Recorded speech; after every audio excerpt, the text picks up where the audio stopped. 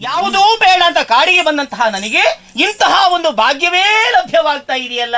ಏನು ನೀವು ಇಬ್ಬರೂ ನನ್ನನ್ನು ಮದುವೆ ಆಗುವುದಕ್ಕೆ ಬಯಸಿಕೊಳ್ತಾ ಹೌದೇ? ನಾನು ನಿಮ್ಮಿಬ್ಬರನ್ನೂ ಇಬ್ಬರನ್ನು ಹಾಗೂ ಆಗ್ತದ. ಸುರತ ಸೌಭಾಗ್ಯವನ್ನು ನಾವು ಭೇದ ಇಲ್ಲವೇ? ನಿಮ್ಮಲ್ಲಿ ಭೇದ ಇಲ್ಲದೆ ಇರಬಹುದು, ಆದ್ರೆ ಮದುವೆ ಆಗುವುದಕ್ಕೆ ಒಂದು ಕ್ರಮ ಅಂತ ಇದೆ. ಯಾವ ಹೆಣ್ಣೆ ಆಗಲಿ ಮದುವೆ ಆಗುವ ಅಲ್ಲ, ಒಂದು ಹೆಣ್ಣಿಗೆ ಒಂದು ಗಂಡು ಅನ್ನೋದು ನಿರ್ಣಯ. ಅಲ್ಲ ಎಲ್ಲಾದ್ರೂ ಒಂದು ಹೆಣ್ಣಿಗೆ ಎರಡೆರಡು ಮದುವೆ ಆಗುದು ಉಂಟ ಕ್ರಮ ಎಲ್ಲಿಯಾದ್ರೂ? ಆಗಬಾರ್ದು. ಆಗಬಾರದು, ಏನದು? ಆ ಕ್ರಮ ಇಲ್ಲ. ಯಾಕೆಂದ್ರೆ ಆ ರೀತಿಯಾಗಿ ಆದ್ರೆ ಅದಕ್ಕೆ ಕ್ರಮ ತಪ್ಪಿದ ವ್ಯವಹಾರ ಅಂತ ಆಗ್ತದೆ. ನೀನೊಬ್ಬಳೇ ಇರುವುದರಿಂದ ನಮ್ಮನ್ನು ಜೊತೆಯಾಗಿಯೇ ಸೇವೆ ಮಾಡುವುದಕ್ಕೆ ಕಷ್ಟ ಕಷ್ಟವಾಗಿದೆ. ಆಗ್ತದೆ.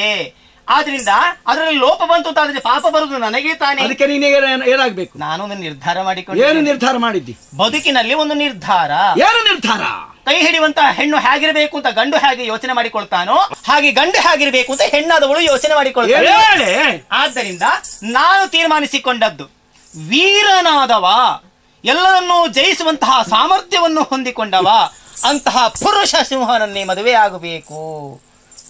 ನನ್ನ ಮೀಸೆ ನೋಡು, ನೋಡ್ತಾ ಇದ್ದೇನೆ. ನನ್ನ ಹುಬ್ಬು ನೋಡು, ಅಬ್ಬಬ್ಬಬ್ಬ. ನನ್ನ ಕಣ್ಣು ನೋಡು, ದೇವರಾಣೆ ಹೇಳ್ಬೇಕಾ? ನನ್ನ ಕಪಾಲ ನೋಡು, ನಿಜವಾಗ್ಲು ನನ್ನ ಗಲ್ಲ ನೋಡು, ಇಷ್ಟು ನನ್ನ ಎದೆ ನೋಡು.